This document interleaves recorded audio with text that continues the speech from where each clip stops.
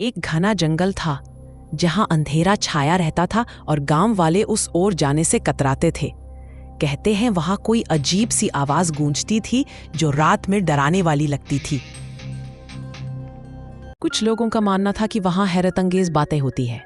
वही गांव के किनारे पर एक छोटी सी झोपड़ी थी जिसमें एक बुजुर्ग महिला कमला रहती थी। रोज रात में जंगल से आती उस सुरीली और डरावनी आवाज को सुनती हूँ। लगता है जैसे किसी की आत्मा शांति चाहती है। कमला आंटी, क्या आपने किसी को देखा है? गांव वाले तो कहते हैं वहां चुड़ैल रहती है जो अकेले में गाना गाती है। बेटा गोपाल, डरना नहीं चाहिए। आज रात हम दोनों चलेंगे और जानेंगे कि आखिर माजरा क्या है। कमला और गोपाल ने रात होने का इंतजार किया। जैसे ही पूरा इलाका सन्नाटे में डूब गया, वे दोनों दीपक लेकर जंगल की ओर बढ़े। स्याह रात थी, तारों की चांदनी भी बस हल्की थी। इस पर एक मधुर लेकिन डरावनी आवाज आ रही थी। कोई गा रहा था। आंटी वो सुनिए, वो गाना कितनी दूर से आ रहा है। आवाज दिल को छूती है लेकिन डर भी लगता है। चलो बेटा, साहस से काम लो। शायद यह किसी मजबूर आत्मा की पुकार है। आवाज की दिशा में चलते चलते वे एक पुराने जर्जर किले के पास पहुंचे। वहां चांदनी के उजाले में एक लड़की दिखाई दी। सफेद कपड़ों में लिपटी, बाल खुले और आंखों में गहरी उदासी। कोई है? कौन है वहां? आंटी, वही चुड़ैल है। हमें वापस चलना चाहिए। नहीं बेटा, डरना सही नहीं। तुम देखो, वे रो नहीं रही, वे गा रही है और उसकी आंखों में दर्द है।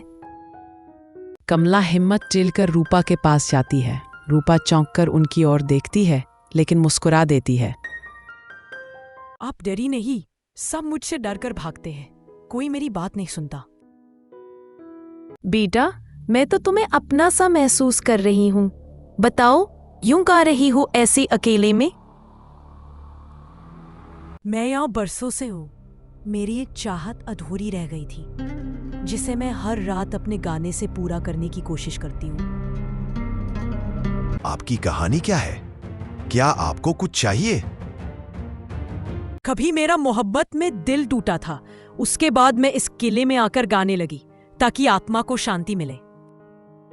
अभी एक गड़ी हवा चलती है और चांदनी में किसी छत पर एक और परछाई दिखती है। कमला और गोपाल डर के साथ देखते हैं। दूसरी परछाई तेज चीखती है और झट से रूपा के पास आकर उसे घूरती है। सबके रोंगटे खड़े हो जाते हैं। क्यों आई मेरे इलाके में? ये मेरा घर है। बिंदिया, डराओ मत। ये लोग मेरी मदद करने आए हैं। मुझे माफ करो, मैं बस अकेली हूं। किसी ने कभी मुझसे बात तक नहीं की।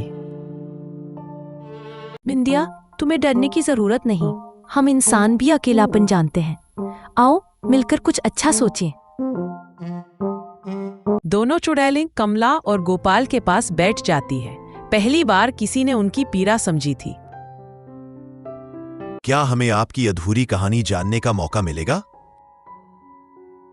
मेरा सपना था सारे गांव के सामने गाना गाऊं, लेकिन दिन के उजाले में कोई मुझे सुनता नहीं। और मैं बचपन में अपनी बहनों से दूर हो गई थी। मुझे बस दोस्ती चाहिए। क्यों ना कल रात सब गांव वाले बुला ले और तुम्हारा गाना सुने? तब सब जान पाएंगे कि तुम बुरी नहीं, बस अकेली हो। ये बहुत अच्छा विचार है आंटी।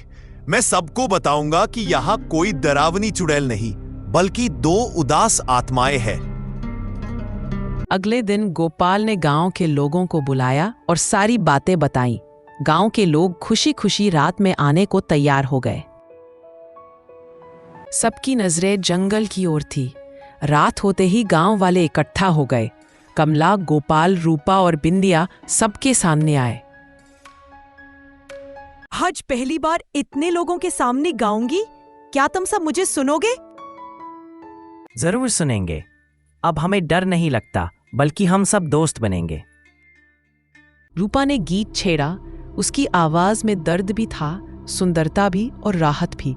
चारों ओर शांति की अनुभूति होने लगी। पहली बार मुझे जीवन में अपनापन महसूस हुआ। गांव वालों ने रूपा और बिंदिया को गले लगा लिया। अब वहां डर की जगह संगीत और मित्रता का वास हो गया था। ये थी जंगल की गाने वाली चुड़ैल की असली कहानी, जिन्हें सच्चा अपनापन चाहिए था।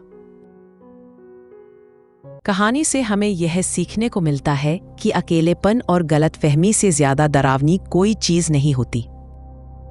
इंसान चाहे या आत्मा, सबको अपनापन और दोस्ती चाहिए होती है। हमें दूसरों को समझने की कोशिश जरूर करनी चाहिए।